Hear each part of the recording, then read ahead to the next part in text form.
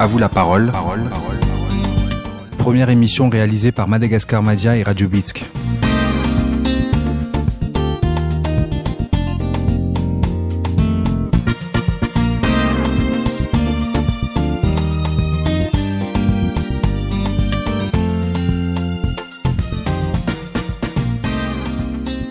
Bonjour chers internautes, vous êtes dans l'émission À vous la parole, l'émission qui donne la parole à des intellectuels, à des experts, à des acteurs qui œuvrent pour le développement à Madagascar. Aujourd'hui, on va aborder une thématique très importante pour le pays car il s'agit de la place de la femme dans la société malagasy.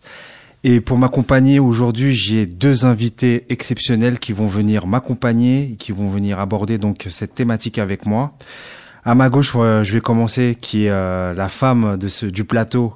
Il s'agit de Madame Francine Ranev, qui est à ma gauche, qui est présidente de l'AIFM, Alliance internationale des femmes de France et Madagascar. Bonsoir. Bonsoir Grégory. À ma droite, ça sera l'homme du plateau, pour avoir une mixité et une parité sur ce plateau. Il s'agit de Monsieur Jean-Claude Rabaerifara, qui est sociologue et aussi surtout chroniqueur dans l'émission que tout le monde suit sur Écho du Capricorne, l'émission Écho du Capricorne sur Radio Pluriel.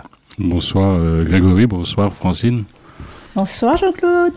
Alors chers internautes, ce soir nous allons voir trois thématiques concernant donc la femme à Madagascar.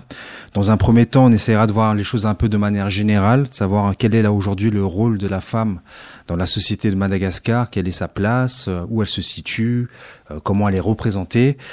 Dans une seconde partie, nous verrons un peu plus son rôle social, son rôle du quotidien, de savoir aussi quelle est sa place au sein même de la cellule familiale, quelle influence peut-elle avoir et qu'est-ce qui lui est permis, qu'est-ce qu'elle peut faire évoluer en tout cas pour le bien de la société.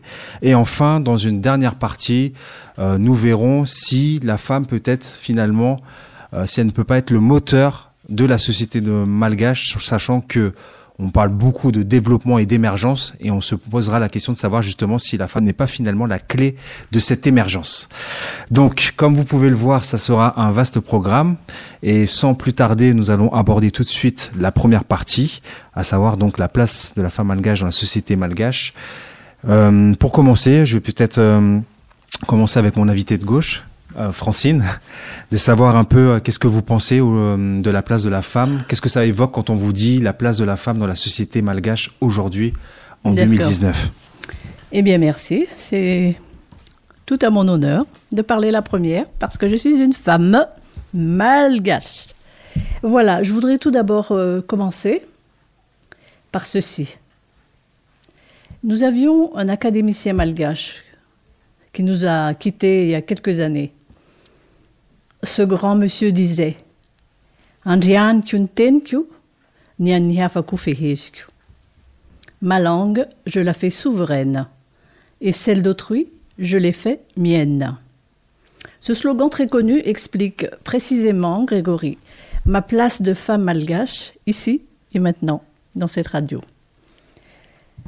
Je prends mon cas pour exemple de femme malgache, afin de vous donner une image, parmi tant d'autres, un aperçu de la place ou du rôle de la femme qu'elle doit assumer dans diverses circonstances. Aujourd'hui, moi, donc, je suis celle qui va vous parler du rôle de la femme malgache à la radio. Bon, disons que je voudrais ce soir m'adresser à vous, chers auditeurs, dans la langue de Molière, par convenance et par respect. Mais je n'oublie surtout pas que je suis d'origine malgache, donc d'une culture différente, laquelle culture vous découvrirez tout au long de cette émission. Également un dicton malgache qui dit « Celui ou celle qui arrive dans un endroit sans saluer et qui s'en va sans dire au revoir est une personne fâchée. » Aussi, mesdames et messieurs, mesdemoiselles, je vous salue ce soir, ici, à la radio. Merci de nous écouter. La vie des Malgaches, mesdames et messieurs, mesdemoiselles, de la naissance jusqu'à la mort, est faite d'art oratoire, de kabari, de discours de joutes. Et voilà, ce soir, ce ne sera pas kabar. Ce sera des questions très précises que m'a demandé Grégory. Voilà, donc le rôle de la femme malgache. J'ai tout préparé, mon devoir, Grégory, afin de ne pas dire de sottises. Avant le XVIe siècle, la représentation mentale et l'image de la femme malgache était celle de la femme génitrice et mère universelle. La société malgache est une société matriarcale et matrilinéaire. Voici quelques appellations données à la femme malgache selon les régions de Madagascar. Andiambavlant, femme bénie, intermédiaire entre le cosmos et le monde sensible, spirituel. Appellation, c'est une appellation pour toute l'île. Ramatou, appellation pour la femme des hauts plateaux. Fanakamalemi, oh, sexe faible. Alors là, non. Malal, appellation intime. Ma bien-aimée. Viavi, appellation pour la femme des régions côtières. Ampelassou, femme précieuse, région côtière de l'île également.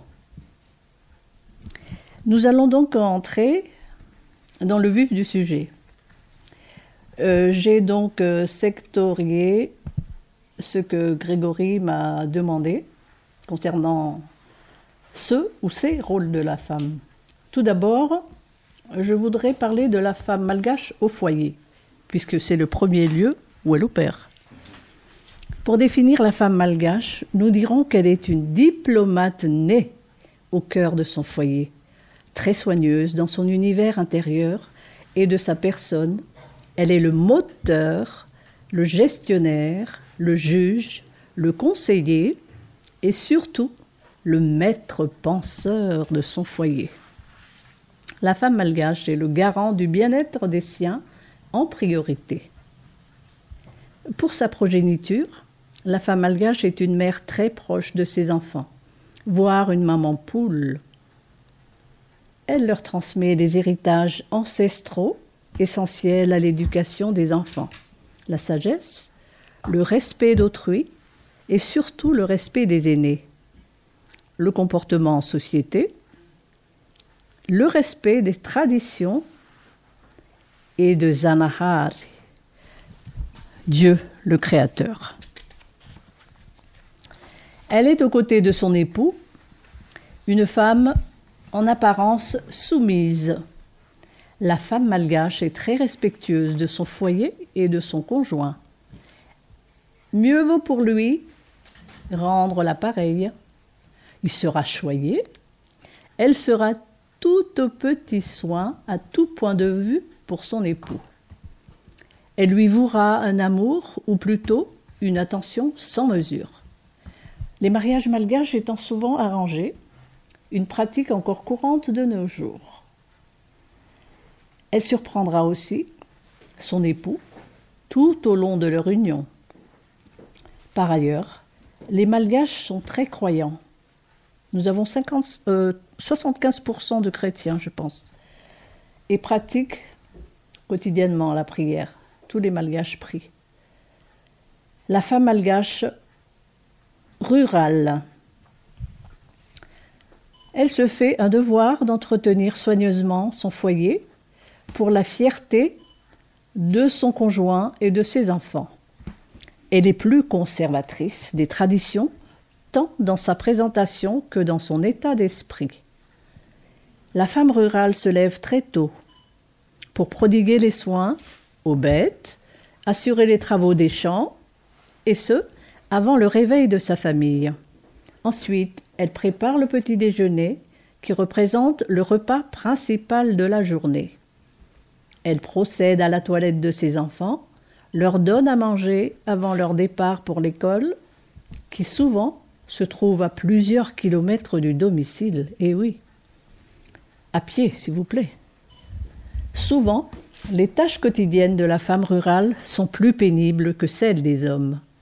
Les femmes rurales sont solidaires, dans un village pour les tâches les plus lourdes, travaux des champs, récolte du riz, transport et vente des produits. La femme rurale écoute poliment les remarques de son époux aussi, bonnes ou mauvaises. Elle observe et enregistre sans répliquer pour le bon fonctionnement de son foyer.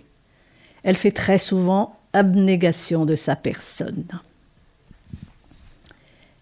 Je peux continuer ?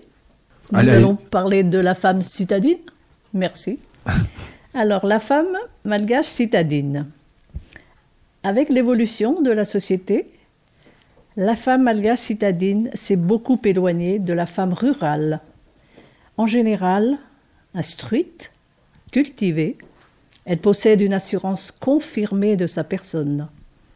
Elle n'en est pas moins garante des traditions et de leur transmission vers les siens. La femme citadine et la femme rurale possèdent les mêmes qualités presque innées au sein de leur foyer. Respect du conjoint, éducation des enfants, bon fonctionnement de la maison. La femme gagne sa vie, la citadine toujours. Elle gère d'une main de maître son évolution professionnelle, le bon fonctionnement de son foyer, l'éducation de ses enfants. C'est une poigne de fer dans un gant de velours. La femme citadine malgache s'habille et se comporte comme une femme européenne. Son univers intérieur est équipé et aménagé à l'occidental. Dina, elle a les cheveux longs, Ivo a les cheveux crépus, mais chacune elles ont des dons que j'en suis éperdu. Nourou, elle a la taille fine, Julie, elle est plutôt dodue, mais elles ont une poitrine qui ne m'a pas déçu. J'aime les filles, oui, de mon pays. Elles sont douces, elles sont gentilles, aussi gentilles que jolies.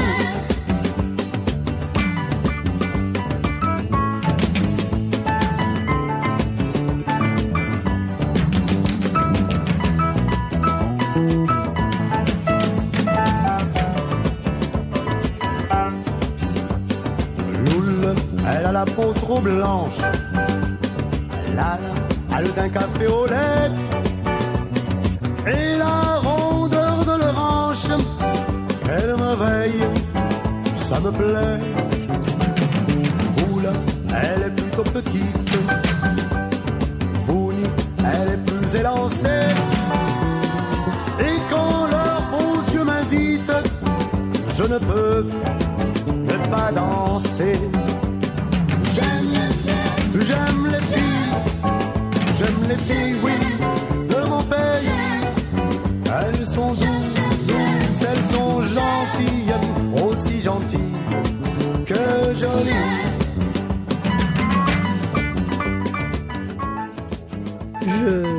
Je ne sais pas si vous êtes toujours intéressés, messieurs. Je peux continuer ? Allez-y, allez-y. Nous avons maintenant la femme malgache dans sa famille. À Madagascar, lorsque la femme malgache se marie, on dit que c'est la famille de son conjoint qu'elle épouse. Donc, la notion de famille est étendue au sens large de son propre foyer, ses parents et ses beaux-parents. La femme malgache est toujours et d'abord respectueuse de la famille.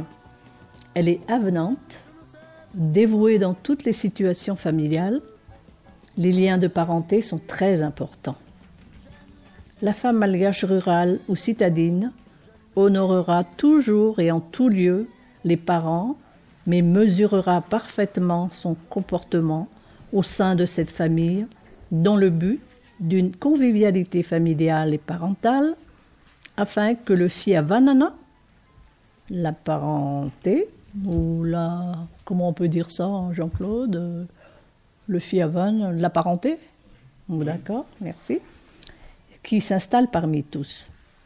Le rôle de la femme malgache dans la famille est surtout exemplaire et respectueux, également modérateur.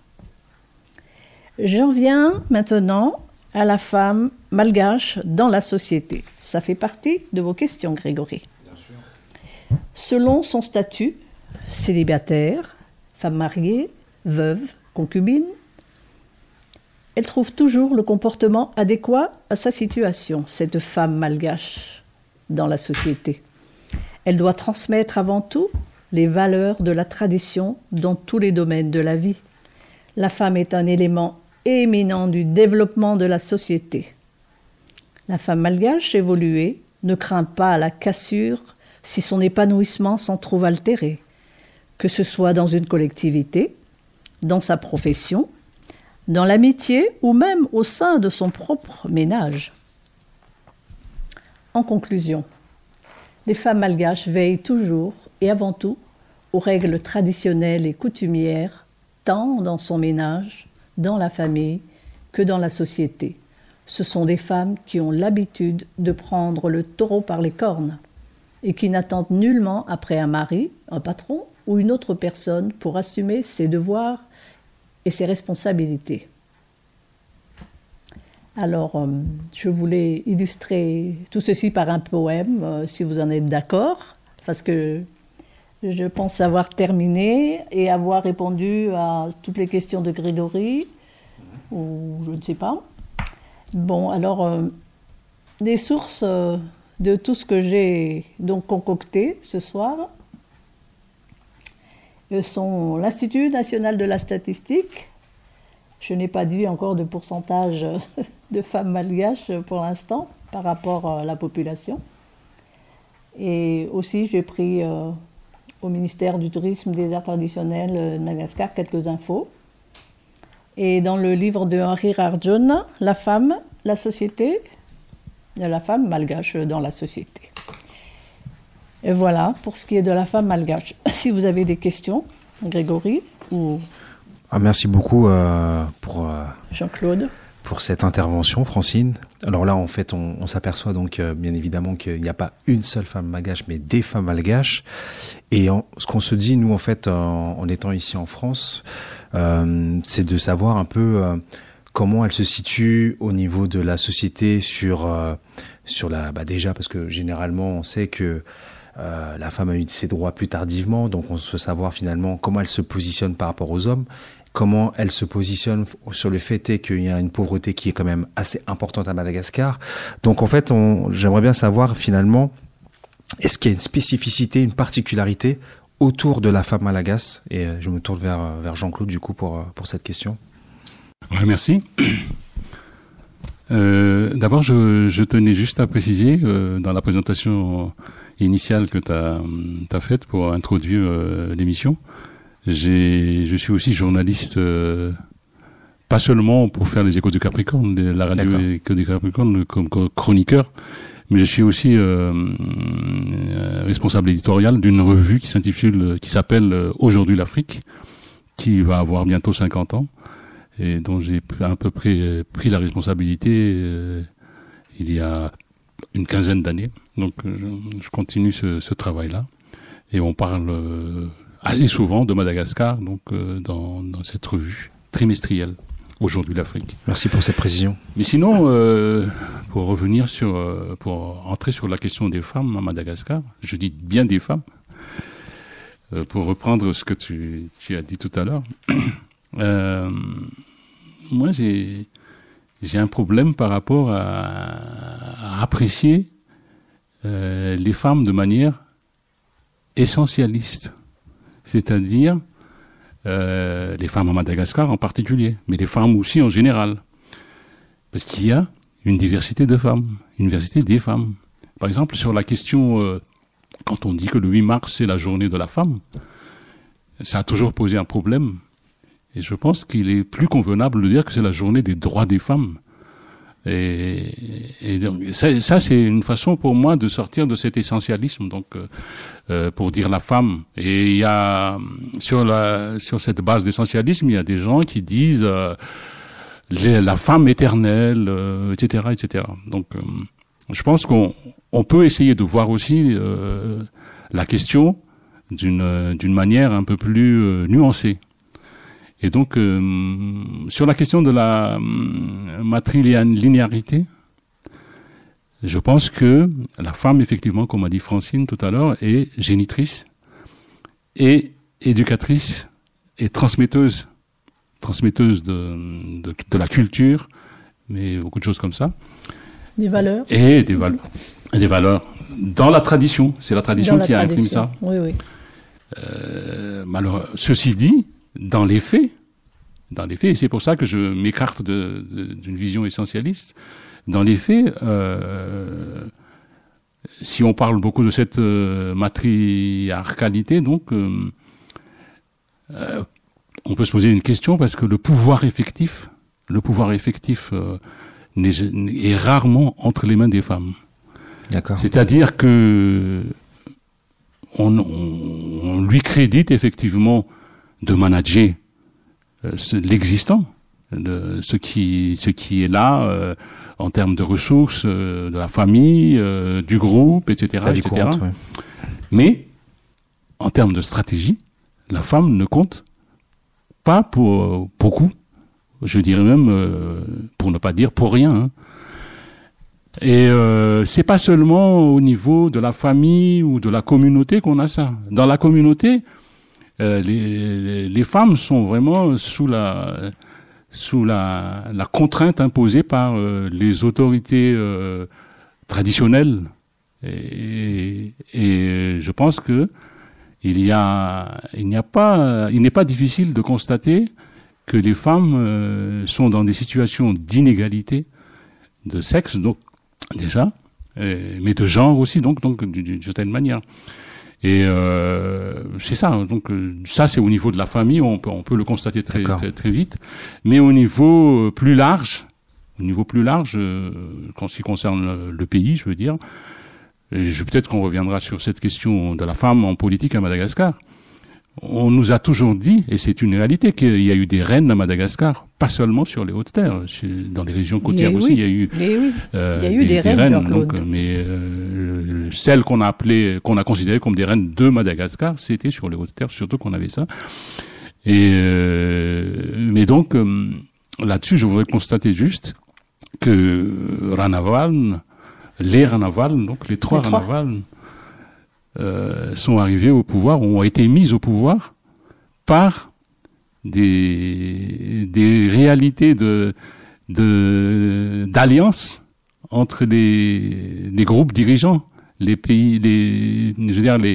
familles dirigeantes ou les entités dirigeantes, pour ne pas dire les classes dirigeantes de l'époque. Donc c'est parce qu'elles étaient des formes de consensus, elles représentaient des formes de consensus à l'époque, entre des grands groupes de commerçants, mais aussi d'aristocrates, etc. Donc, qu'elles ont été mises au pouvoir. Et c'est comme, je sais pas, dans beaucoup de royautés de par le monde aujourd'hui, c'est seulement des comment dirais-je ça, Elisabeth par exemple en Angleterre, elle est un peu une reine qui est là pour le prestige ou pour la symbolique, etc., etc. Donc, voilà bien. Ce que je veux dire, c'est que il y a des problèmes de cette place de la femme dans la société, aussi bien familiale que globale. Il y a des problèmes. Moi, je ne dis pas que ça n'est pas vrai qu'il n'y a pas de pouvoir des femmes. Moi, j'ai vu dans le nord de Madagascar, en pays Antakaran, j'ai vu des femmes qui étaient chefs de lignage. Mais chefs de lignage parce que il y avait des nécessités historiques à l'époque, au 19e siècle, qui faisaient qu'elles étaient dans les vallées, elles étaient restées dans les vallées, pendant que les hommes ont fui dans les montagnes. Donc c'est ça, par exemple, qui ont fait que ces femmes ont eu le pouvoir au niveau du lignage. Donc, c'est des choses comme ça. C'est pour ça que moi, je m'écarte un peu de ce point de vue essentialiste. Oui, bien sûr.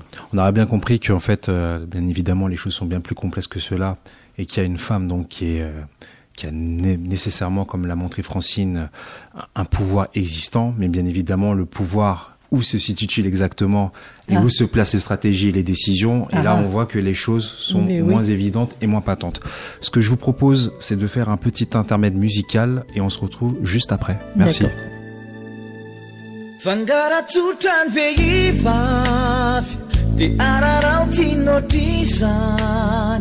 Efa fantatrao vizitsy andao satria babonao lazaina kapaitsy tafery nefa tsy avita teny rery raha ny angavy ny ladilady avyeo milady efa betsaka loatra n'izy io k'izay nentsiny reny vehivavy atsaharo fa fomba mamenatra efa ny andro ny vehivavy fanaja naterany anao fazagaga raha toa mitady solapaka anao eritreretony anabavinao mitazona ny teny moneny izany no tena fahendreny fa izy rehefa tidety miandradrana odory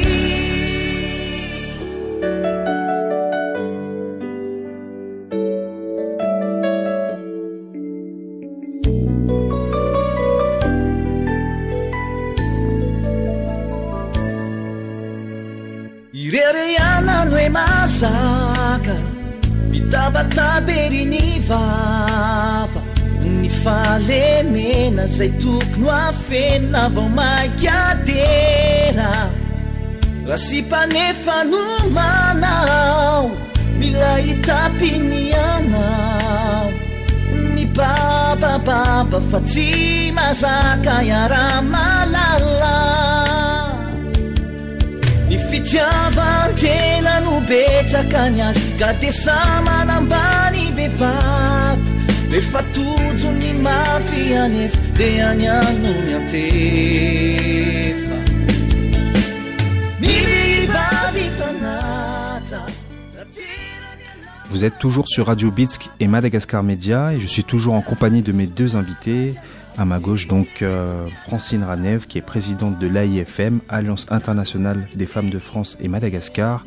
Et à ma droite, Jean-Claude Rabaïri-Farah, qui est donc sociologue, qui est également responsable éditorial à Aujourd'hui l'Afrique et également journaliste chroniqueur dans l'émission Écho du Capricorne sur Radio Pluriel. Donc on va passer à la seconde partie qui concerne le rôle social de la femme au sein de la famille, de la cellule familiale. Et je sais que Francine voulait aussi peut-être un peu réagir également aux propos de Jean-Claude. Donc je vais te laisser la parole pour que tu puisses un peu donner ton avis sur un peu tout ce qui a été dit sur donc cette influence de la femme au sein de la société, mais une influence qui est quand même assez mitigée parce qu'il y a toujours quand même cette forte présence masculine, comme dans beaucoup de sociétés dans le monde. Mais bien sûr. Merci Grégory. Et évidemment, je voulais réagir un tout petit peu par rapport à la place de cette femme malgache dans la société où il n'y a que des hommes, évidemment, au pouvoir et dans la machine étatique. La femme malgache n'est pas moins valable qu'un homme malgache. Vous avez pu le constater ici et là, partout et dans tous les domaines, que ce soit à Madagascar ou ailleurs. La femme malgache a vraiment un rôle primordial dans la société malgache. Et je vous dirais même que dans d'autres sociétés, ailleurs qu'à Madagascar, elle prend également sa place. Je voulais dire, si les messieurs, nos chers messieurs malgaches, que nous adorons bien sûr, nous adorons nos hommes malgaches, vous savez Grégory, si ces chers messieurs, du pouvoir notamment, voulaient bien laisser quelque part la femme malgache démontrer son savoir-faire, oh, combien plus beau serait Madagascar, je vous l'assure. La femme malgache peut rendre Madagascar tout à fait merveilleux, plus merveilleux qu'il ne l'est aujourd'hui, et dans tous les domaines. Dans tous les domaines, hein. Oui, y compris le rôle des hommes dans le scientifique, l'économie. Elle est capable, cette femme malgache. Et je connais beaucoup de femmes malgaches qui ont fait de hautes études dans des domaines différents. Et j'en suis très fière. Merci, mesdames. Et pourquoi, à votre avis, donc, elles ne parviennent pas à davantage être exposées ou on leur donne davantage la confiance pour pouvoir... Sachant que les choses évoluent quand même à Madagascar. Bien sûr. Mais merci, aujourd'hui, Grégory. qu'est-ce qui manque en fait pour Évidemment, qu'elles puissent... aujourd'hui, ça évolue et dans le bon sens. Pourquoi cette femme malgache n'arrive jamais encore à l'endroit où elle veut arriver pour enfin pouvoir dire que, voyez, il fallait penser à ça depuis le début. Elle veut respecter l'homme malgache avant tout. C'est un respect, Grégory.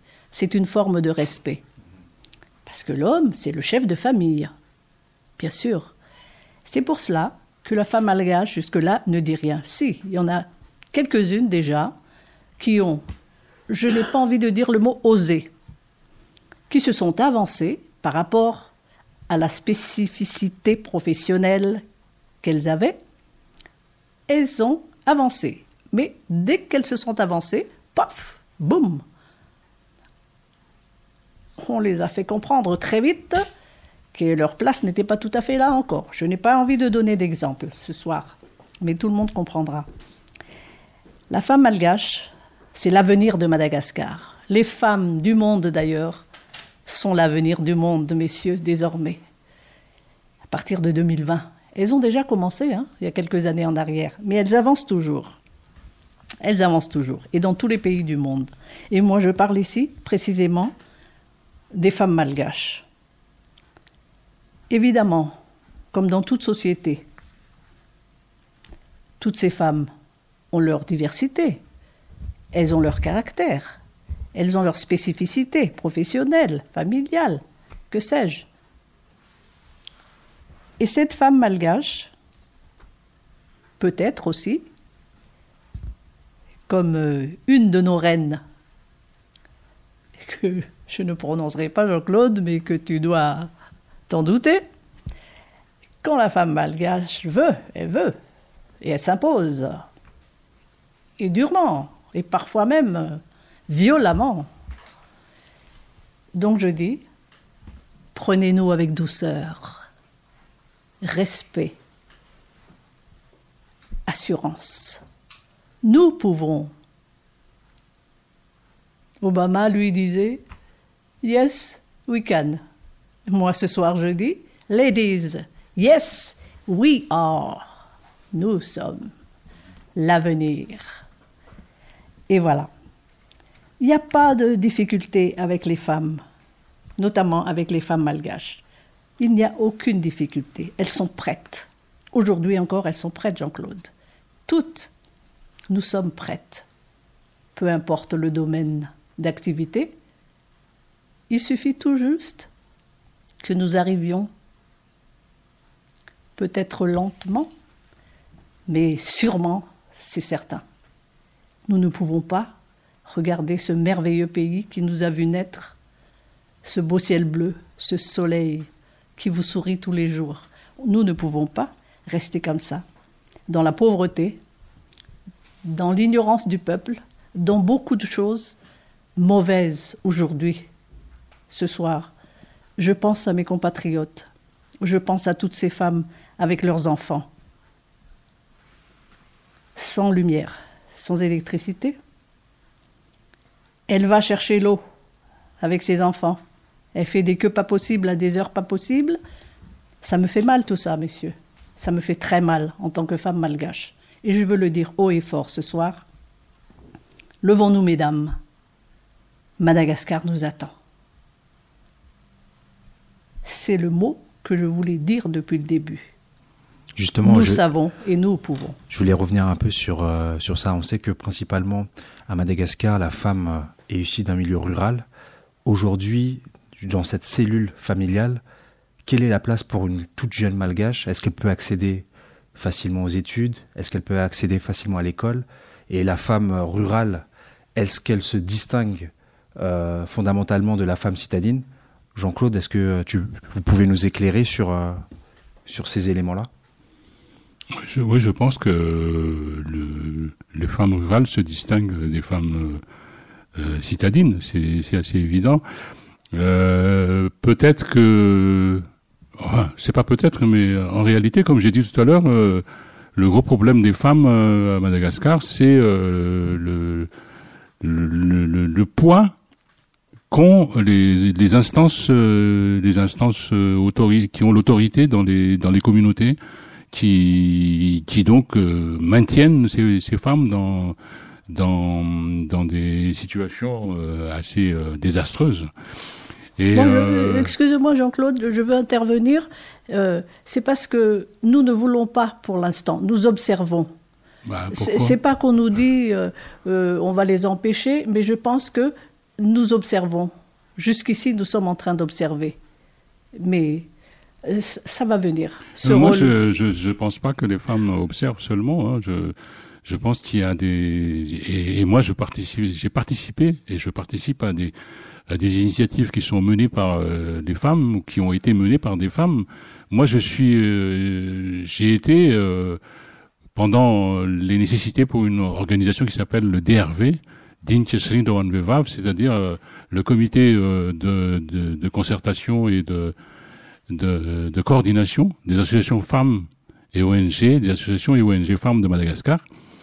DRV donc qui vous savez, il y avait la conférence mondiale des femmes à Pékin en 95 et ça a été créé dans cette foulée donc de la préparation par les femmes les femmes malgaches de cette rencontre mondiale et aussi par rapport à ce que l'ONU préparait donc à cette période à peu près pour la promotion des femmes. Donc moi, à travers DRV, j'ai vu des femmes qui se battaient, qui n'étaient pas en attente de quoi que ce soit. Et vous savez très bien que notre pays, Madagascar, a été traversé par des crises politiques qui ont vraiment été désastreuses pour l'économie, la vie des gens, leur économie, etc., etc. Et les femmes que j'ai vues dans les réseaux de DRV, c'était des femmes qui essayaient de se battre à leur niveau, au niveau des communautés locales, par exemple, dans ce qu'on appelle les activités génératrices de revenus, les AGR, essayer de construire un peu une petite activité qui permette donc d'avoir un peu de quoi continuer à vivre, améliorer la vie, payer les études des gosses, etc., etc. Donc il y a eu ces initiatives que les femmes disaient, et pas seulement ça. Il y a eu aussi les initiatives donc par rapport donc à ces crises qu'on a rencontrées. Les femmes qui ont travaillé donc se sont réseautées et ont travaillé pour des solutions pacifiques aux crises qu'on a traversées, des propositions qui ont été faites à travers des réseaux et des sociétés civiles donc dont était et DRV donc et la plateforme nationale des organisations de la société civile. Donc moi j'ai très bien vu ça parce que moi j'ai assisté en tant que représentant, faisant partie de la délégation de la représentation de DRV à l'extérieur, en Europe. J'ai participé à la convention de 2005 des sociétés civiles, de la société civile, qui a créé donc cette plateforme nationale des organisations de la société civile. Et là, il y avait des propositions vraiment pour sortir de la crise, entre autres, pour donner une vision de ce que veulent les femmes à Madagascar. Et quand je dis les femmes, donc c'est... Moi, j'ai plutôt tendance à voir les femmes dans leur immensité, dans leur grande dimension et dans leur diversité. Donc, et moi, je sais qu'il y a une élite, il y a une élite des femmes, mais moi, je remarque quand même qu'il y a les gouvernements successifs malgaches ne sont pas arrivés jusqu'à présent à dépasser le seuil de 30% dans les instances électives et les instances où il y a des nominations. Ministres, etc., etc. On n'a jamais dépassé ce seuil de 30%. Et le seuil de 50%. Non, pas seulement voulu, mais c'est comme ça que fonctionne ce pays de corruption, etc., etc. Ah ben voilà. Et voilà, donc, C'est ça. Moi, c'est ça le problème. Moi, je ne dis pas que les femmes attendent. Elles s'y mettent. Oui, elles s'y mettent. Oui, mais tout à fait. bon. Et à fond, elles s'y mettent à fond, Jean-Claude. Moi, quand je disais, Jean-Claude, qu'elles étaient en train d'observer, c'est pas qu'elles regardent les mouches voler. Non, elles analysent la situation, justement, par rapport à nos hommes dirigeants, par rapport à tout ce système étatique qui ne lui accorde pas la place qu'il faut afin qu'elle puisse faire avancer justement ce développement. Non, je pense qu'elles analysent en ce moment. Et justement, ce qu'il faut, c'est faire quelque chose vraiment, mesdames, pacifiquement, parce que si vous êtes d'accord avec moi, messieurs, ici, un pouvoir, ça se prend. C'est pour cela qu'elles sont en train de regarder. C'est pourtant, elles ne regardent pas comme ça. Elles analysent, elles observent. Par quel bout prendre ce problème? Mais elles vont y arriver. Et je le sens très proche ce moment-là. Il faut vraiment que les hommes malgaches acceptent de donner à toutes ces femmes malgaches qui en ont la compétence une place, tout au moins essayer. Il faut qu'on essaye de dire, voilà, madame, une telle, c'est important. Alors, je ne sais pas ce que tu en penses, Jean-Claude, mais Non.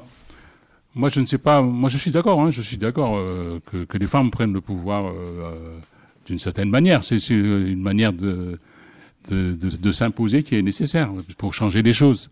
Parce qu'effectivement, si on attend que les hommes par gentillesse... oui, ça ne viendra jamais. Voilà. C'est un peu illusoire. Mais je veux dire aussi, moi, je veux nuancer un peu les choses aussi. Le leadership féminin, moi, je suis d'accord. Je suis tout à fait d'accord avec le leadership féminin si ça avance.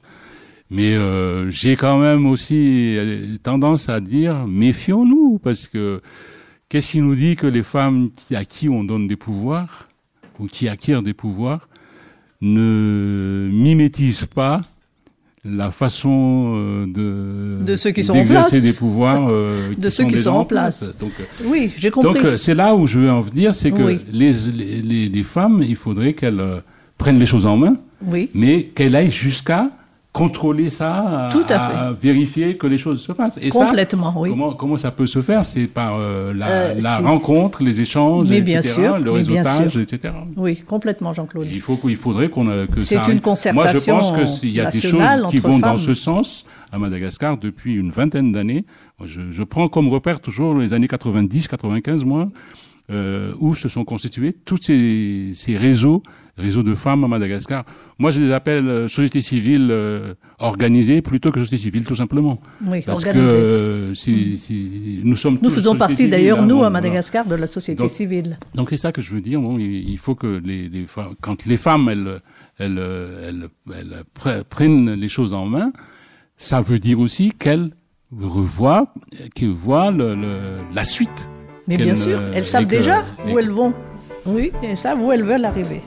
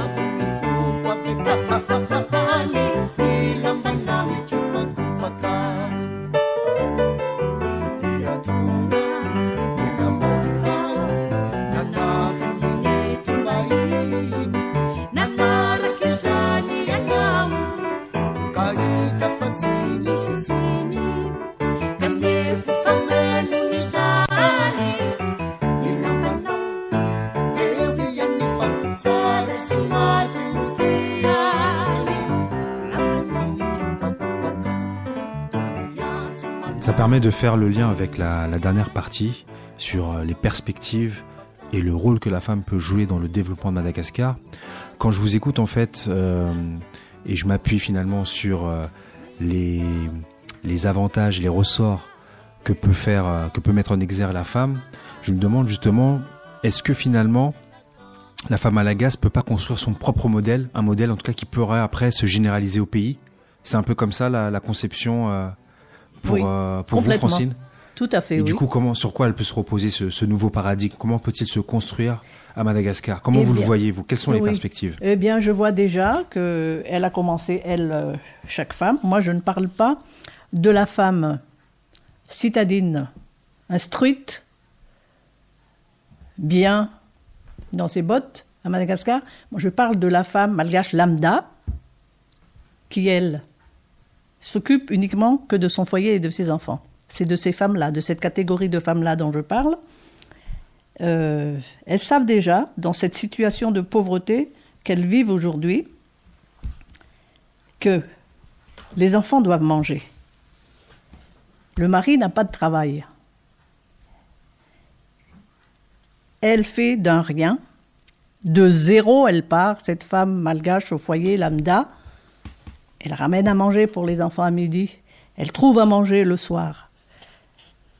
Je ne sais pas comment elles font, mais voilà.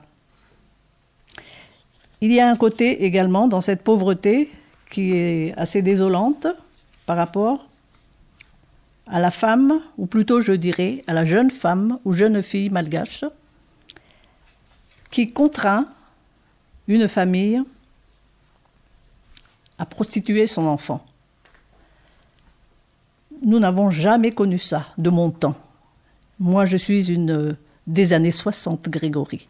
De mon temps, c'était impensable que ton enfant aille faire le plus vieux métier du monde pour nourrir la famille.